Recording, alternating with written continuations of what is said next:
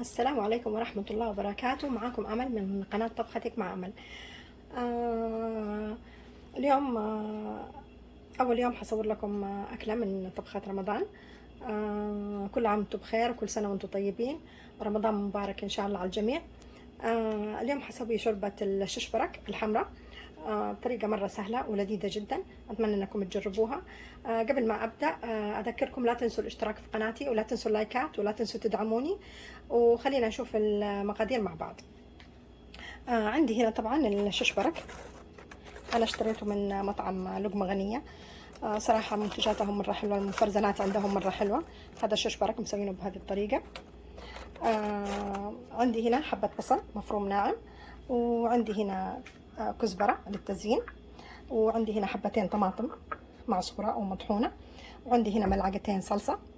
عندي هنا فلفل أسود طبعا، وعندي ملح، وعندي زيت الزيتون. أبغى أتكلم لكم شوي عن زيت الزيتون. هذا صراحة من أفضل أنواع زيت الزيتون اللي أنا استخدمتها، اللي هو زيت زيتون البكر، ممتاز وعصرة أولى وعلى البارد.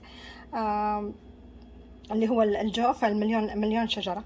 يمكن تشوفوا إعلاناته في السناب، لكن فعلا يستاهل إنكم تجربوه. فعلا من أروع أنواع الزيت وسعره ممتاز مرة. طيب خلينا الحين شفنا مقادير، خلينا نشوف الطريقة. أول حاجة هحط شوية زيت على النار، وهبدأ أقلب البصل. هنا حطيت الزيت وحطيت البصل، هقلبه لما يصفر.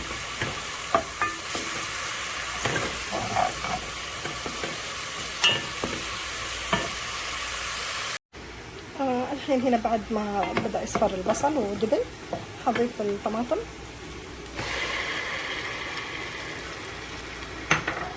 وهضيف ملعقتين صلصة،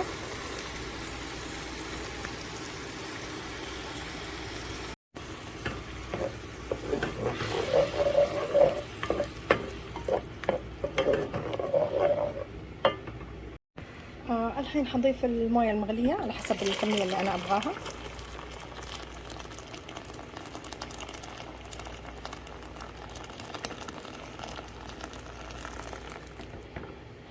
إذا حابين في هذه المرحلة تضيفوا ماجي، أنا أفضل صراحة الملح. هنا ضفت الملح، هضيف الفلفل الأسود، ملعقة صغيرة فلفل أسود،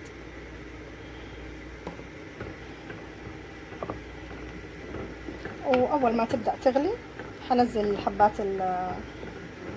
العجين أو الششبرك.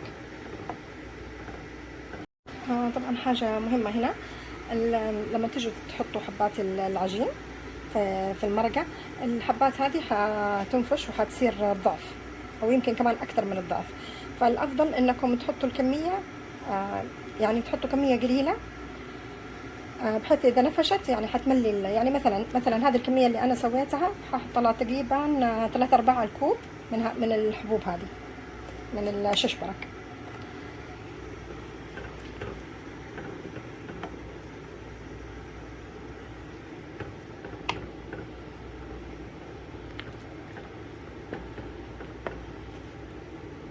بدأت الموية تغلي، الحين نبدأ ننزل الحبوب حق العجينة حقت الششبرك.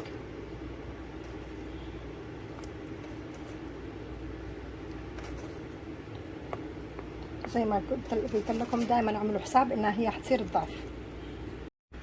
شوفوا يا بنات الكمية،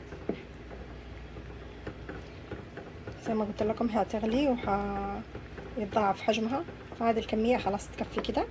الحين حغطيها وحتركها على نار هادية لمدة ربع ساعة إلى ثلث ساعة لما تستوي العجينة. العجينة لا تنسوا رقيقة، وحجم الحبات صغير فحتستوي بسرعة. وهنا بعد ثلث ساعة شوفوا ما شاء الله تبارك الله خلاص استوت مرة، دابت. الحين طبعا احركها بشويش عشان لا تتفكك، وهنضيف لها الكزبرة، اتركها دقيقة بس على النار، بعد كده اطفي النار وخلاص تكون شوربتنا جاهزة. وهنا بعد دقيقتين شو ما شاء الله تبارك الله